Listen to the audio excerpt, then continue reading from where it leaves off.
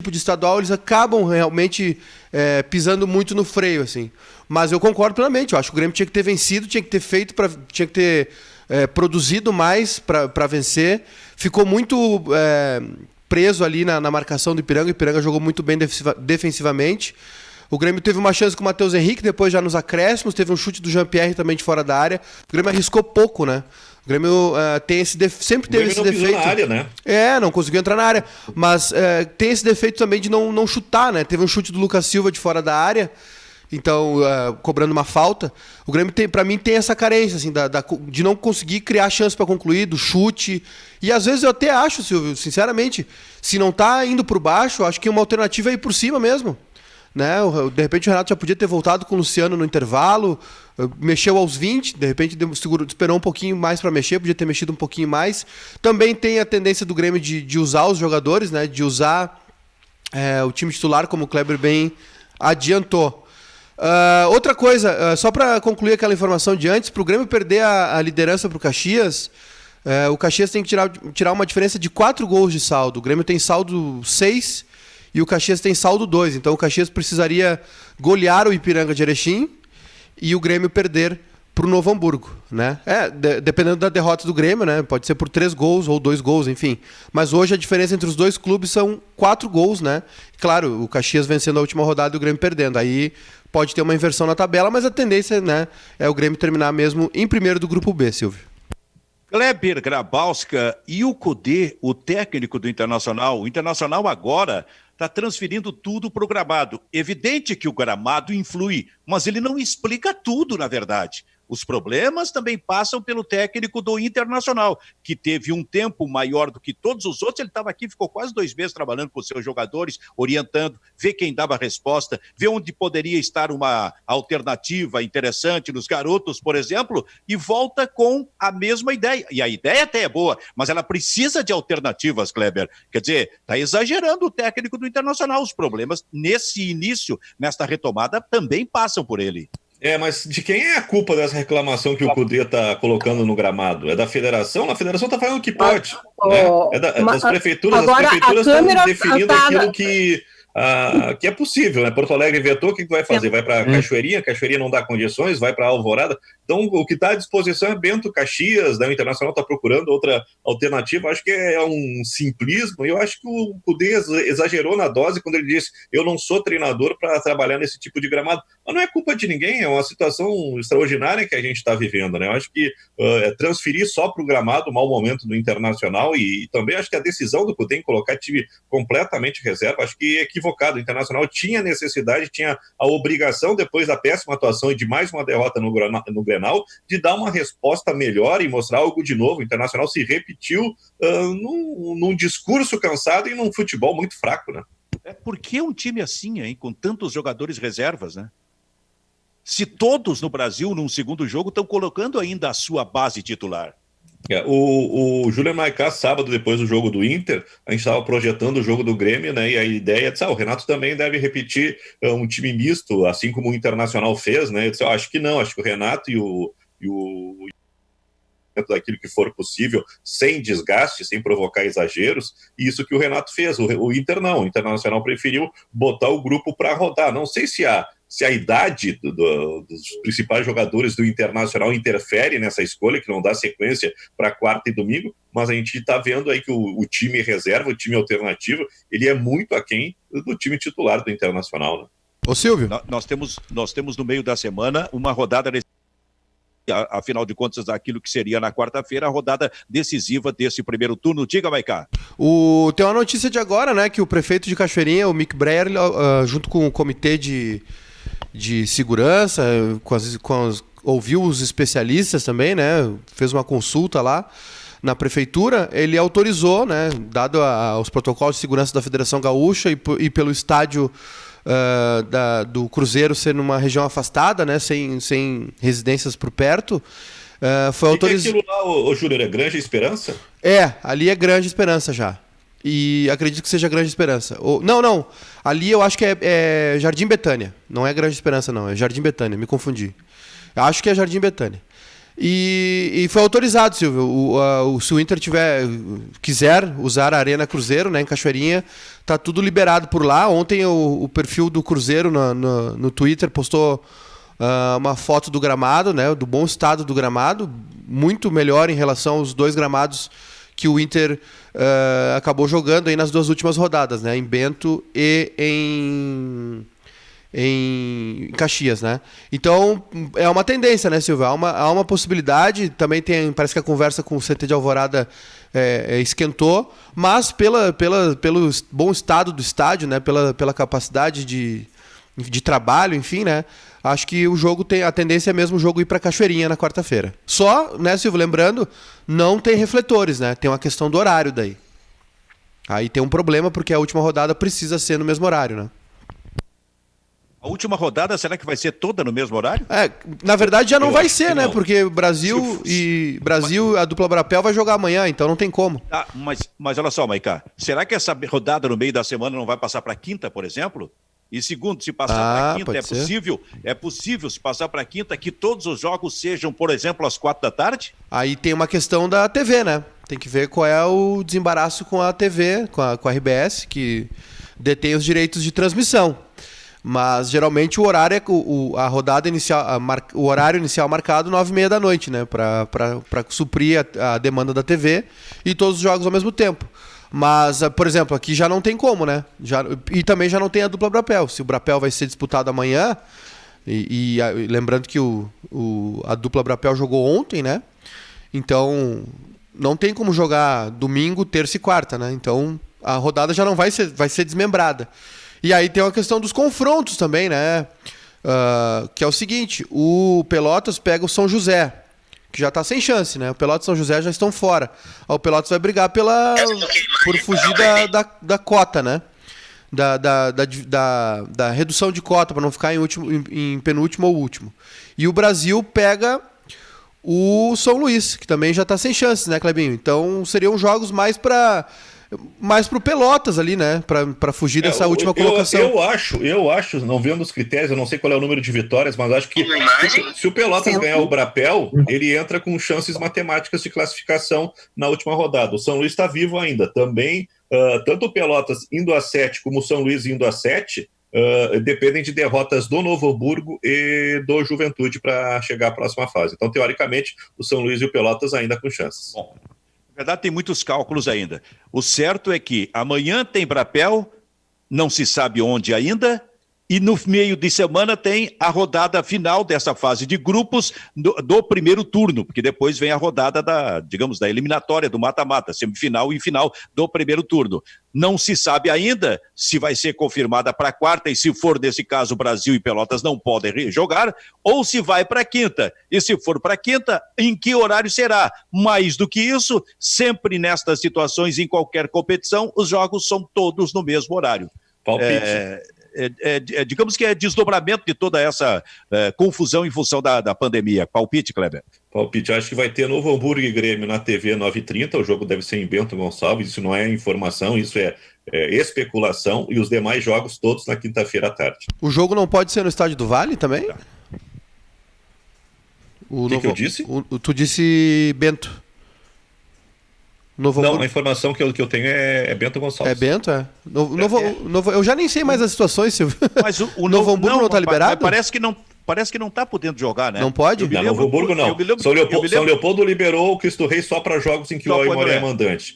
Caxias do Sul, só jogos da dupla Caju. E eu acho que o que está sobrando aí, né, é Lajeado e Bento Gonçalves. Olha, ainda bem que está indo para o final o Campeonato Gaúcho, porque imagina se o Campeonato Gaúcho estivesse recém-iniciando. Que tanto ajuste teria que ser feito, né? Bom, mas vamos ver o que vai acontecer. Agora, Bairrista FC, parceria Grupo Bairrista e RDC TV. Cara, eu não compreendo. Eu chamei de desrespeito no técnico do Internacional colocar o garoto Praxedes aos 44 minutos do segundo tempo. O que vai fazer? que pode fazer um jogador aos 44 minutos? Normalmente, um jogador que é colocado aos 44 do segundo tempo é numa situação, digamos, de vantagem do time, que precisa de um jogador que dê uma morcegada com a bola, ganha tempo na troca, esse tipo de coisa. Mas não era o caso. O Internacional estava empatando a partida e jogando mal. Quer dizer, no jogador Praxedes estava, quem sabe, a possibilidade de uma melhora técnica no meio-campo do Internacional. Aí o treinador coloca o garoto, Kleber, aos 44 do segundo tempo. Isso aí, para mim, eu considero um desrespeito. E tira o Nonato, né? Eu acho que é dois descritérios aí. O Internacional precisava de alguém que organizasse o meio, que botasse a bola redonda da intermediária para o ataque. O Nonato estava tendo muitas dificuldades. Aliás, o Nonato não se encontrou no jogo, manteve o Lindoso e o pior, né? O Praxedes era um jogador que a gente estava cogitando depois do Grenal, que ia receber a oportunidade para começar a partida. Entra aos 44 do segundo tempo. Eu acho que não consigo entender, né? Qual é o tipo de vantagem que tu tira de uma troca dessas. É só para constar que o Praxedes entrou em campo, né? De prática a gente sabia que não ia dar nada e não deu em nada mesmo. Tinha 2, 3 minutos para jogar, né, Kleber? Sabe que eu vejo nesse Praxedes, a gente já falou a respeito desse assunto aqui no programa. Eu vejo nesse Praxedes, quem sabe, pela característica dele quando entra em campo, um jogador que eventualmente possa fazer aquela função de volante pelo meio, o centro da linha de 3 do Internacional, e ser, de qualquer maneira, um pouco mais atrás, mas quem sabe chegando na frente, a alternativa técnica, alternativa de criatividade para o Internacional, que o Inter não tem, não tendo o D'Alessandro. E sabe o que eu uso como exemplo para isso aí? O que aconteceu com o Jean-Pierre no jogo de ontem. O Jean-Pierre veio jogar mais atrás, quando houve alterações do Grêmio, como um segundo volante, mas não deixou de ser o jogador, esse jogador da criatividade, do pensamento, do passe com qualidade no meio-campo do Grêmio, Kleber. Uma coisa é característica, outra coisa é função, né? E essa versatilidade pode dar ao Praxedes, né, uma utilização muito grande no Internacional. Ele pode jogar lá na frente, colado no Guerreiro, pode jogar em qualquer posição da linha de armação e, na eventualidade, pode até jogar um pouquinho mais recuado quando o Internacional usar 2 volantes. E isso a gente está vendo, né, na versatilidade do Jean-Pierre, né, a qualidade que ele tem. É um jogador que joga com a 10 como pensador do time. E ontem, no segundo tempo, ele pegou o lugar do Lucas Silva, veio um pouquinho mais atrás, dividindo essa faixa de volantes com o Matheus Henrique e mostra a qualidade, né? O cara, quando tem uma inteligência para jogar, ele se adapta às necessidades do jogo e do time. Ô, Silvio, oi, nosso convidado já está nos ouvindo. O Lauro está ouvindo, mas eu queria ver o Lauro. Nós estamos com uma certa dificuldade para colocar a imagem. Ele diz que com imagem é mais caro. Tudo bem, Lauro? Tudo bem, Silvio, Luiz Gomes, Benfica, Kleber Grabowska, Júnior Maicá. Meu Deus do céu, o que vocês querem com esse velhinho aqui? Tem muita contribuição, muito conteúdo atrás desse corpinho aí, cara, mas tu não apareceu, uma frustração para quem está acompanhando o programa nesse momento. Como é que a gente vai resolver esse assunto, meu Deus do céu? Tu sabe que recentemente veio a TV Globo aqui em Porto Alegre conversar comigo, porque, Silvio, eu sou sobrevivente da Copa de 62, 62 no Chile, 58 anos atrás. E porque o Orlando Duarte tem 88 anos, está com Alzheimer em São Paulo, né? Então, eu sou sobrevivente da Copa de 62. E aí eu comecei a contar coisas na TV Globo que vocês nem podem imaginar. Podem sim, podem imaginar. E nós estamos agora na moda com a entrevista coletiva, contra a qual nada tenho. Eu sou do tempo em que a gente entrava no vestiário, tu lembra, Silvio? Entrava, os caras tudo na banheira térmica, os pintos boiando, pintinho e pintão, tudo boiando. Entrevistei uma vez o Foguinho todo ensaboado, seu rola tem que ser agora, não dá para esperar. E o Foguinho no chuveiro, eu entrevistando o Foguinho. O Pelé, uma vez no Maracanã, estava com a toalha na genitália, chegou o Bob Kennedy, irmão do recentemente assassinado John Kennedy, para conversar com o Pelé na hora que eu estava entrevistando o Pelé. Mas lá em 62, Silvio, Kleber, Júnior, eu jogava ping-pong com o Garrincha na concentração em Quilpué, em Vinha del Mar.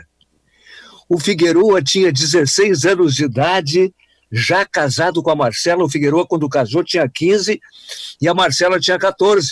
Figueroa, com 74, 74, é bisavô. E aí, rapaz, eu... Na concentração, a Elza Soares cantando em Valparaíso com Louis Armstrong, e já o Mané namorando a Elza Soares, era uma loucura. Sabe o que aconteceu na final em Santiago do Chile? Tchecoslováquia, que hoje é República Tcheca, e Brasil, 3-1 para o Brasil. Terminou o jogo, vocês sabem, né? O Flávio Alcaraz Gomes pegou a Motorola, pegou o microfone e o volante do Streck e de mim, e foi na direção de um jogador que estava chorando. E aí o Flávio, que não era de futebol, aqui está o Amarildo. E o cara disse, eu não sou o Amarildo, eu sou o Zagallo. Coisas de 62. Kleber, Lauro, 62. Lauro, que idade tu tinhas nessa época, Lauro? Por que eu sou sobrevivente? Porque eu tinha 22 anos, ia fazer 23, e o Pedro Luiz, o Jorge Cury, o Fiore Gilhote, todos tinham 45, 50 anos, teriam agora mais de 100 anos. Por isso que eu sou sobrevivente. Que coisa impressionante, né, cara? Mas tu viste, Lauro, tu fosse testemunha pessoal de uma das maiores atuações individuais de um jogador de uma Copa do Mundo, do Garrincha, que virou o protagonista no Brasil em função da lesão do Pelé na segunda partida. É quando o Pelé se machucou, entrou o Amarildo, né? E aí o Garrincha tomou conta. E o Aimoré Moreira dizia, vai pra ponta, Mané. E o Mané desobedecia o Aimoré, ia pro meio. E aí, pô, só dava o Mané, né? Tu jogava ping-pong com o Garrincha na concentração, né? Na concentração eu chegava, o Garrincha estava jogando ping-pong com os outros, aí eu jogava ping-pong com o Garrincha. Era uma coisa impressionante, a gente podia entrar sem problema nenhum, né? Não tem problema nenhum. Agora, não devia ter muitos repórteres, especialmente, né, brasileiros lá. É verdade, é verdade. Tu sabes que a transmissão era feita em preto e branco, televisão, Walter Abrão, narrador, geração não era brasileira, do telesistema mexicano, do Miguel Azcárraga, e o Brasil só via o jogo em preto e branco pela televisão no dia seguinte. E a transmissão nossa de rádio era SSB, Single Sideband, as rádios Portales e Mineiria nos auxiliavam. Isso é 58 anos atrás. Barbaridade. Que idade tu tinha, Silvio? Tu nasceste em 54? 62 eu tinha 7 anos. Eu nasci no fim de 54, durante a Copa eu tinha 7. 54 me lembra a inauguração do Estádio Olímpico, no Grenal, 6-2, 4 gols do meu amigo Larry. Tu viste esse jogo? Lá. Tu viste? Eu vi Grêmio Nacional, dia 19 de setembro, quando eu fiz 15 anos, 19 de setembro de 54, Grêmio 2, Nacional de Montevidéu 0. E uma semana depois, quando o Luiz Fernando Veríssimo estava fazendo 18, e Rui Carlos Osterman, 26 de setembro, fazendo 20 anos, 6-2 no Grenal, 4 gols de Larry Pinto de Faria. Então, o Lauro estava lá. Bom, a gente está conversando com o Lauro Quadros, um problema técnico impede que apareça essa carinha bonita do Lauro. É um sujeito bonito, né? O problema técnico impede que a imagem do Lauro apareça, razão pela qual, Lauro, a gente vai, inclusive, marcar contigo uma nova data para uma participação aqui, porque, evidentemente, que esse programa, sendo uma live, precisa mostrar a imagem dos participantes. A gente quer te provocar bastante, buscar muito pela tua memória, então nós já vamos deixar marcado para uma próxima oportunidade, a gente vai realmente ajustar toda esta questão técnica para que tu possas participar. Agora, da minha parte... Tu vai ver como eu tô bonito. Tu vai ver como eu tô bonitão, Silvio. Deve estar de cabelinho branco. Kleber e Maicá, eu sei que vocês querem perguntar, mas eu quero perguntar uma coisa para o Lauro. Lauro, sobre a volta do futebol, sobre a dupla Grenal nesse momento, o que está te parecendo toda esta situação, Lauro? Que coisa, que curiosidade que a gente tem, que ansiedade. É uma situação apocalíptica que nós estamos vivendo, né? Que foi vivida apenas lá na Primeira Guerra Mundial, com a influenza. Estamos com esse problema, as vacinas vão chegar, quando é que vão chegar? E enquanto isso, a dupla Grenal vai tentando, os clubes vão tentando, e de uma certa forma até vão conseguindo. Eu acho que, eu não gostei muito do que o Cudê disse com relação ao gramado, ele tinha razão, o gramado era ruim, é verdade, mas se não melhorarem o gramado, me mandem embora. Disso aí eu não gostei, porque é uma situação diferente, atípica, e todo mundo tem que encarar a situação, não adianta nada, né? Aliás, dá para lembrar, já foi lembrado, dá para lembrar que há gramados na Argentina que também não são bons. É verdade. De onde ele vem. Sim, Maiká. Silvio, Lauro, Kleber, tem uma informação. Primeiro, assim, a gente trouxe a informação agora que Cachoeirinha liberou o uso da Arena Cruzeiro, se o Inter quiser jogar lá, mas acabou de sair o ok da Prefeitura de Alvorada também, liberando o CT, né, o Morada dos Quero-Queros, que é o CT do Internacional, onde a base treina. Então, agora o Inter tem duas opções, né, para mandar o jogo aí contra o Aimoré. Pode ser em Cachoeirinha e pode ser em Alvorada. Só lembrando que os dois estádios, né, o estádio da Arena Cruzeiro e o CT de Alvorada, não tem refletor, não tem iluminação artificial, então os jogos teriam que ser realizados durante a tarde. Kleber, o que acha que o Inter vai decidir, Kleber? Eu acho que o Internacional vai jogar no CT de Alvorada. Vai jogar dentro de casa, assim como o Grêmio fez ontem diante do time do Ipiranga. Acho que é o mais próximo que o Internacional tem. A prioridade é um gramado melhor. E eu não sei se o Júnior vai se lembrar. Ano passado a gente fez, lógico que é ano passado, né? A gente fez copinha lá no campo do Cruzeiro, no estádio do Cruzeiro, na Arena do Cruzeiro. E é um estádio que foi liberado para jogar, mas não está com toda a infraestrutura. A gente sabe da dificuldade do Cruzeiro na questão da manutenção. O gramado ele tem uma grama de qualidade, mas o cuidado não é, né, de tapete. O Internacional é uma mesa de sinuca com alguns rasgos no pano, né? Então não é perfeito. Se a prioridade é gramado, o Internacional vai jogar no CT de Alvorada. Lauro, o que te pareceu o Grenal, hein, Lauro? Não gostei, mas também não me surpreendi, porque eles parados como estavam, desativados, com treinamento devagar, também não se poderia esperar muito. Mas eu não... Acho que deu um corte agora, né? Deu um corte. Do Lauro. O típico corte de internet. Pois é. Mas tá assim, ouvindo, Lauro? Eu não gostei, Silvio. Agora gostei, sim, não. voltou o áudio. Tá certo. Lauro, é que deu um corte na tua... Quando tu estava desenvolvendo o teu raciocínio aí. Eu estava dizendo que não surpreendeu o desempenho de Grêmio Internacional, que deixou a desejar, mas eu não gostei do Grenal, apesar de tudo, apesar os times estavam parados, né? E aconteceu o que aconteceu. Agora, se Deus quiser, vai melhorar. A gente vai voltar à normalidade. Perfeito. O que ia dizer, Maiká? Não, era isso, Silvio, só pra avisar que tinha dado um cortezinho ali na chamada do Lauro. A gente tá quase conseguindo colocar a imagem dele também aqui, num esforço aqui, mandamos uma equipe da NASA lá pra casa do Lauro. Segura, Benfica, segura que tu vai conseguir ver o Lauro. Mandamos a equipe da NASA? Mandamos a equipe da NASA lá pra verificar, mandamos o Hubble. Olha... Se pegar bem, se buscar bem a informação, o Lauro deve ter feito a transmissão da ida do Sputnik para o ar, hein? Ei, Lauro. Tá me ouvindo aí agora, Silvio? Tá me ouvindo? Estamos. Tô te ouvindo. Nós estamos brincando contigo, se buscar bem, daqui a pouco tu teve lá na transmissão do foguete, o Sputnik, quando foi pro ar lá na década de 50. Olha, isso aí não, mas em 68 eu tentei entrevistar em Punta del Este, na reunião de chefes de Estado, o Lyndon Johnson, recém tinha sido assassinado o Kennedy. Aliás, naquela janela em Dallas, lá eu gravei para o Jornal do Almoço ali, onde estava o fuzil do cara e tudo, né, numa pilha de livros.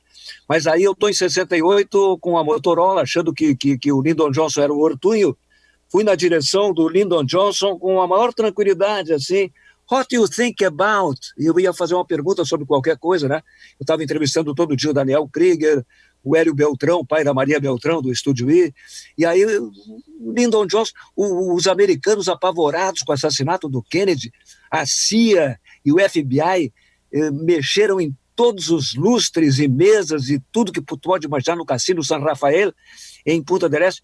Eu vou na direção do presidente dos Estados Unidos, what do you think about? E um cara de 2 metros, maior que o Fortunati, me nocauteou, cara. Ele achou que aquela Motorola era um troço... Sim, não tinha visto ainda o Ainda equipamento. bem que já foi uma muqueta no Lauro, não jogou a Motorola em cima dele. Eu acho que esse seria um prejuízo Agora, muito maior. do tempo antigo, o Cláudio Duarte é que gosta de contar. Eu nem me lembrava mais, o Cláudio Duarte gosta de contar. Eu participei de 3 treinos coletivos da dupla Grenal. Uma vez, professor Antônio Carlos Mendes Ribeiro, na Praia do Cassino, nós de pé no chão, coletivo de pé no chão, é década de 60, o Elton tinha voltado do Botafogo para o Inter e eu participei do coletivo. Uma vez o Froner em Maceió botou o Kleber Furtado de um lado e eu do outro num treino coletivo do Grêmio. Mas o que o Cláudio Duarte gosta de contar é que o Minelli uma vez me botou para completar um coletivo. Eu não jogo nada, né? E o jogador profissional, ele não vai no Lauro, assim, ele sabe que não tem que ir. Eu recebo a bola, entrego a bola, ele não vem em mim. Mas eu tinha feito um comentário crítico ao Cláudio Duarte naquela semana. E o Minelli advertiu o Cláudio, olha, tu abre o olho e tal. Primeira bola que deram para mim, o Cláudio veio... Ele adora contar isso. Conta em posto de gasolina, conta no ar. E aí o Claudião veio por cima do meu tornozelo e o Minelli, expulsou o Cláudio do coletivo porque me tocou no tornozelo, Kleber. Tá. Mas qual é a posição que tu jogava? Hein? Mas qual é a posição que tu entrava ali para jogar? Eu jogava tirando o goleiro, eu jogava em qualquer uma, Silvio. Coisa impressionante. Quem é que chegava à conclusão que tinha que botar o Lauro jogar? O Lauro era o nosso Wilson Simonal, Silvio. É verdade, o Simonal da Copa de 70, que estava com a seleção o tempo todo. Ô, Maiká, diz uma coisa aqui, antes de eu colocar outra questão pro Lauro. Diga lá.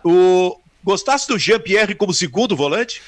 Deu pra ver pouco, né, Silvio? Ele é aquilo que a gente conversou bastante aqui. Ele é um jogador mais parecido com a característica do Maicon do que com o Luan, né? Ele é um jogador que dá passe, distribui o jogo, não é um jogador que conduz a bola, que dá o passe e vai atrás dela, né? Ele é um jogador que joga mais posicionado, distribuindo o jogo. Pode funcionar, eu acho que, claro, o poder de marcação do Jean-Pierre é muito pouco, mas em ocasiões como essa, onde o Grêmio tá jogando numa partida onde praticamente é ataque contra defesa, pode funcionar muito bem. O Grêmio terminou ontem num 4-2-4, né? Matheus Henrique e Jean-Pierre por dentro, PP e Everton nas pontas e 2 centroavantes, Luciano e Diego Souza. Pode funcionar numa ocasião como essas, né? Mas assim, num jogo contra um adversário mais poderoso, onde o jogo vai ser mais equilibrado, acho meio temerário, né? O Jean-Pierre não é um cara que tenha virtudes defensivas, digamos assim, nem velocidade para isso. O que te parece o Jean-Pierre, hein, Lauro? Joga muito. Todo mundo gostava do Luan, e eu só gostei do Luan quando ele foi campeão pela seleção olímpica, lá, aí eu gostei do Luan. Eu não era muito chegado ao Luan, não, mas do Jean-Pierre eu gosto. Do Jean-Pierre eu gosto muito. E do Mateuzinho nem se fala, né?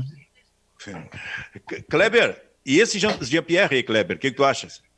Eu acho que o Jean-Pierre ele funciona em praticamente todos os lugares. A gente não testou ele no gol ainda, né? Mas é um jogador que tem muito repertório. E ontem, com aquele congestionamento que o Ipiranga fez, acho que essa mexida que o Renato colocou no time, recuando o Jean-Pierre, né, coloca ele mais ou menos dentro daquele jeito que o Maicon gosta de jogar, né? Com espaço, com distribuição de jogo. E eu só acho que o Renato ele poderia ter feito uma troca menos convencional. O Luciano entrou, ele não tocou na bola, foi engolido pelos zagueiros do Ipiranga, o jogo aéreo do Grêmio não funcionou. Eu faria uma troca diferente, eu avançaria o Everton para jogar por dentro, para jogar no miudinho, na infiltração, e não colocaria o Luciano. Acho que o Luciano e o Diego Souza são 2 jogadores com a mesma característica. Acho que faltou isso, e eu acho que talvez tenha sido a mudança que o Renato não fez. Ele foi meio convencional nessa troca, no momento que ele coloca o Luciano em campo. E outra coisa, dá para jogar Alisson, dá para jogar Everton e dá para jogar PP juntos ao mesmo tempo. Parece que é uma convenção, pro PP entrar tem que sair o Alisson no time do Grêmio.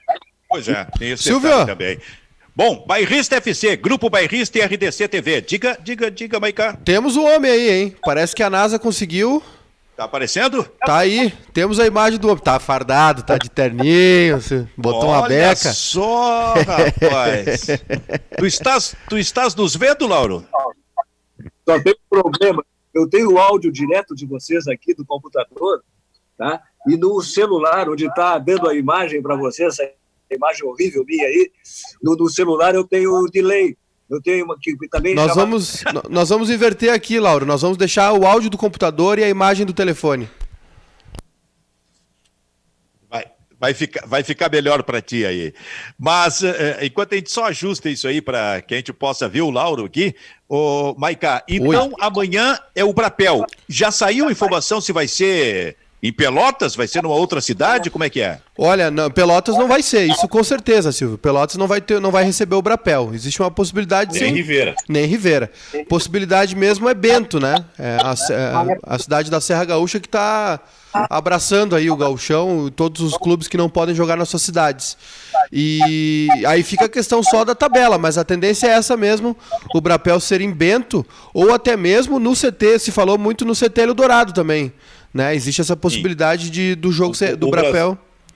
Oi, Kleber. O Brasil ontem jogou em Lajeado e Pelotas jogou em Caxias. Poderia ser em uma dessas duas cidades para evitar deslocamento, ou então trazer os dois times aqui para Eldorado Sul. Até na questão do gramado, né? Questão do gramado, né, Silvio? Fica melhor no CT, né? No CT Eldorado. Lauro Quadros, o que a pandemia fez conosco, Lauro? A pandemia mudou tudo, essa geografia do futebol. Nunca a gente conviveu com uma ideia de clubes de futebol, de time de futebol, passar 4 meses parado. E, além disso, nos prendeu em casa, porque eu suponho que tu estejas em casa há 4 meses sem poder ir para a Praça da Encol, por exemplo, caminhar, que era uma coisa que tu fazia todos os dias. Acho que o áudio, né, do Lauro. Maiká, Kleber, tá ouvindo o áudio do Lauro? Não, o Lauro tá falando, mas não tá chegando. Estamos sem áudio aqui, vamos ver. Vamos abrir esse áudio mas aí. Mas a imagem tá boa, a imagem melhorou. Agora sim, vamos lá.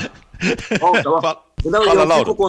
Olha aqui, no pátio do prédio, aqui eu caminho em 1h05, todos os dias eu caminho aqui no pátio do prédio.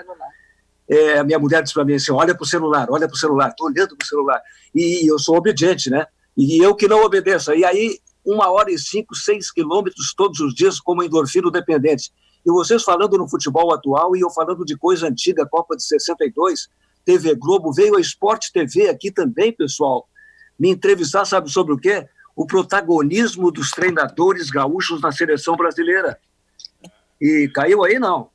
Não. Não? Estamos te ouvindo. Segue, só o teu telefone que... Estamos te ouvindo, vendo não. Tá, pode seguir, Lauro. É que caiu da mão da minha mulher, mas agora voltou. Voltou? Voltou. Aí. Então deixa eu contar. A Sport TV veio aqui e queria saber sobre o protagonismo dos treinadores gaúchos na seleção brasileira. São 8. Tite, nascido em Caxias do Sul. Dunga, nascido em Ijuí. Luiz Felipe, Passo Fundo. Mano Menezes, Passo do Sobrado, Venâncio Aires. João Saldanha, Alegrete. Cláudio Coutinho, pouca gente sabe, Dom Pedrito. Oswaldo Brandão, Taquara. Lídio Toledo, único de Porto Alegre. E aí queriam saber sobre o protagonismo dos treinadores gaúchos. Eu digo, olha, o protagonismo, modéstia à parte, não é só de treinador aqui. Tem o Getúlio Vargas, tem o Brizola, tem a Revolução... Ô, Lauro, é que tu botou o Lídio Toledo como técnico aí? Sim. Tu colocasse o Lídio Toledo? Lídio Toledo é o único de Porto Alegre. Sim, mas o Lídio Toledo não foi técnico, né? Foi o primeiro cara a botar eu errei, Lídio Toledo era o médico. Era o médico, é. Meu Deus do céu. Tá faltando um de Porto Alegre aí. Não, é aqui, eu parei um pouquinho, deixa eu só pegar aqui. O que está escrito aqui, o último cara aqui, ó. Silvio Pirilo, rapaz. Silvio Pirilo. Porque Lídio Toledo era médico do Botafogo e da Seleção. Isso. Lauro. Oswaldo Brandão de Taquara e Silvio Pirilo, o único de Porto Alegre. Mas sim, aí tu pode transformar esses 8 em 10. Porque em 1956, o Brasil foi campeão pan-americano no México, representado por uma seleção gaúcha treinada pelo Teté, com base no Internacional. E 10 anos depois, Copa O'Higgins no Chile, 2 jogos Santiago Vinha del Mar, com base então no Grêmio, o treinador Carlos Froner, são 10 treinadores gaúchos treinando a seleção. É verdade. Lauro, o tempo está ficando curto. Conta pra gente aquela história do gauchão de Passo Fundo lá, quando ele te conheceu, a frustração dele. Gauchão de Passo Fundo? Sim, que era ouvinte da Rádio Guaíba, te adorava, mas só te ouvia, queria te conhecer. Daqui a pouco surge lá em Passo Fundo o Grêmio ou o Inter, vou fazer um jogo pelo Campeonato Gaúcho. O Lauro foi lá, E aí o Gauchão, quando te conheceu, veio te conhecer e disse assim, mas esta... O que ele disse? Rui Carlos Costa, Santa Maria, Grêmio, Guarani, Atlântico... Santa Maria, perfeito. Na pista, não tinha cabine na pista, Rui Carlos Osterman, o meu comentarista, tá comigo do lado, e aí o cara me ouvia na rádio, aquela voz que eu tinha, impostada na época e tal, e aí no intervalo, comentários de Rui Carlos Osterman, e o cara veio na minha direção e disse assim, ele não disse esse aí, não, isso aí que é o Lauro Quadros? Pá, rapaz... Teve gente, aí depois a história, porque a história anda, né? Já teve gente que o Gauchão chegou e disse, mas essa bosta que é o Lauro Quadros? Não, os caras lembram mais das histórias do que o Roberto Kovalik, por exemplo, que foi o cara da Globo em Tóquio, foi o cara da Globo em Londres, agora está no Brasil. Roberto Kovalik começou na Rádio Gaúcha. Aí quando ele chegou, gurizinho, ele adora contar isso, chegou gurizinho, olhava assim, Rui Carlos Osterman, Paulo Santana, Lauro Quadros, tal, né? E aí ele foi amadurecendo tudo e tinha uma cobertura eleitoral. O cara ficava, o âncora ficava com uma telinha na frente no estúdio, né? Tu lembra isso? E o Kovalik já estava um pouquinho taludo, já com uns 2 anos de rádio, e estava no Tribunal Regional Eleitoral. E aí me faz uma pergunta, ele adora contar isso. Aí ele faz uma pergunta assim para mim, só faltou chamar seu Lauro, né? O Lauro, tem um cara aqui atrás de mim que foi candidato, é candidato e quer saber como é que ele está na votação. E aí eu disse, olha, Kovalik, que se tu não é candidato, ele está atrás de ti, tu imagina como é que ele está na telinha aqui. Muito bem. Bom, Lauro, nós vamos ter que ajustar então para que tu participe mais adiante aí o programa inteiro com a gente aqui. Para a gente poder trocar umas ideias, falar sobre o futebol atual, lembrar destas histórias maravilhosas como a da Copa de 62, quando tu jogava ping-pong com o Garrincha. Eu quero te agradecer, meu velho, pela participação hoje aqui no programa e já ficando registrado, então, que quem sabe nos próximos dias a gente faz um novo contato aí, Lauro. Tá combinado, tá combinado. Outro dia um cara chegou para mim numa entrevista e disse assim, tu te lembra do... Congelou. Daqui a pouquinho ele volta. Congelou. É a internet, bom, né? É a internet. Bom, mas tá aí a participação do Lauro. Júnior B faz contato com ele e aí depois, mais adiante, a gente de novo monta. Oi, Lauro. Cortou de novo? Aí, agora voltou. Pode falar, Lauro. Qual é o R que é maior? Tia Carmen. Faltou a pergunta. Faltou a pergunta aquela, né? A definitiva. A pergunta que eu fiz para o presidente da FIFA, João Avelange, no estúdio 36 do Telecom. O Avelange estava com 84 anos, eu perguntei, doutor João, última pergunta, e a vida sexual? Ele olhou para mim e disse, meu filho, toda hora me perguntam pela minha vida sexual, né? Isso e eu aí. respondo. Sabe o que eu respondo, né, Silvio? O que tu responde? Eu sou o refrigerante aquele, era normal, depois light, agora é 0. Um abraço, Lauro. Outro. Tchau. Tchau. Daí a participação do Lauro Quadros, pena que com esses problemas de internet, mas aí a gente marca para seguir mais adiante. Então é isso.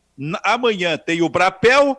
Aí vocês estão apostando que na quarta de noite tem Grêmio e Novo Hamburgo e os outros jogos da quinta-feira. É isso que vocês estão imaginando, Kleber?